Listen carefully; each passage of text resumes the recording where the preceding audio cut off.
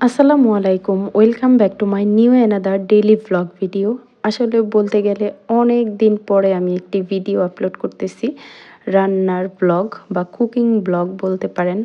আমি আসলে নর্মালি আপনাদের মাঝে কুকিং ব্লগটাই বেশি শেয়ার করে থাকতাম, যেটা আগে আপনারা দেখেছিলেন আমার ভিডিওতে। কিন্তু ইদানিং আমি সেইভাবে ভিডিও ছাড়ি না, হয়তো বা সময়ের কারণে ছাড়তে পারি না। এটা হচ্ছে আমার ব্যক্তিগত ব্যাপার। কেন ছাড়তে পারি না সেটা নাই বললেই নয়। তবে আজকে আমি অনেক মজাদার একটি খাবার রান্না করতেছি, যেটা আমি ফার্স্ট টাইম রান্না করতেছি। আসলে সংসার জীবনে অনেক দিন হয়ে গেলেও প্রত্যেকটা রান্না কিন্তু সবাই প্রতিনিয়ত করে থাকি না। এইজন্য আমার কাছে এটা ফার্স্ট টাইমই মনে হচ্ছে। আসলে মুগ ডাল দিয়ে আজকে হচ্ছে আমি মুরগির মাংস রান্না করব। বিশেষ করে মুরগির হাত, পা, গিলা, তারপর কলিজা এগুলা বেশি থাকবে। মাংসর পরিমাণও থাকবে এর সাথে। এইভাবে রান্না করলে অনেক বেশি টেস্টি হয়। এটা আমি রান্না করার পর খেয়ে বুঝতে পেরেছি। আপনারা একবার হলেও ট্রাই করবেন। তবে আমি অনেক ভিডিওতেই দেখে থাকি, অনেক আপুরাই হচ্ছে মুগ ডাল বা ছোলার ডাল দিয়ে মাংস রান্না করে থাকেন। তারা অবশ্যই এইভাবে খাবারের টেস্টটা জেনে আছেন বা জানেন। আর আমিও আজকে সেভাবেই রান্না করতেছি। তবে আমার শাশুড়ি মা আমাকে এভাবে রান্না করতে বলতেছিল। বিশেষ করে আমার শ্বশুরের এইভাবে খেতে ইচ্ছে করতেছিল, মুগ ডাল দিয়ে, মুরগির মাংস দিয়ে বা যেকোনো মাংস দিয়ে। তো আমরা হচ্ছে মুরগির মাংস দিয়েই রান্না করে খাচ্ছি আজকে। এভাবে খেতে আসলেই বেশ মজা। তার সাথে সাথে আমরাও খেতে পারলাম, খুব ভালো লাগলো।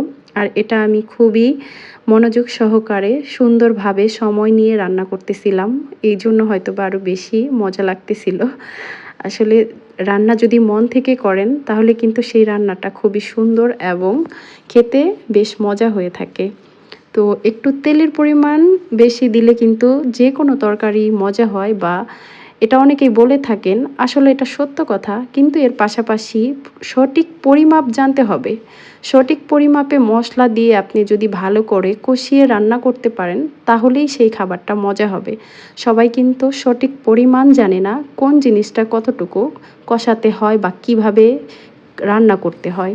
তো এটারও কিন্তু একটি ব্যাপার আছে, এটা সবাই জানে না, যাদের রান্নাটা এই জন্য মজাও হয় না।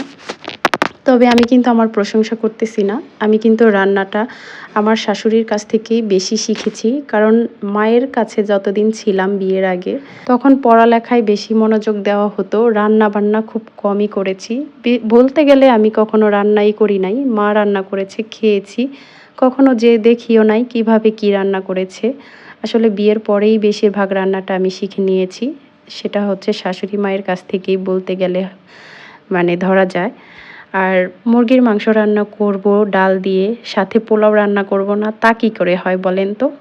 তাই একটু ভাবলাম যে পোলাওটাও রান্না করে ফেলি। এজন্য পোলাওতে আমি কিছুটা পরিমাণে গাজর কুচি করে দিয়েছি। যেহেতু শীতকালের সিজন, গাজর সবার ঘরেই থাকে, বা যাদের ঘরে ছোট বাচ্চা আছে তাদের ঘরে হয়তো সবসময়ই থাকে। তবে আমার ঘরে আগে বেশি থাকতো, এখন কমই থাকে। এখন আমি গাজর কিনি না বললেই চলে। কারণ ছোটবেলায় ছেলেকে বেশি খাওয়াতাম, এখন তেমনভাবে খাওয়াই না। এখন আমরা যা খাই ও হচ্ছে আমাদের সাথে সেই খাবারগুলাই খায়। আমাদের খাবারে সে অভ্যস্ত হয়ে উঠেছে, এটাই আমার কাছে বড় অনেক বেশি পাওয়া, আলহামদুলিল্লাহ।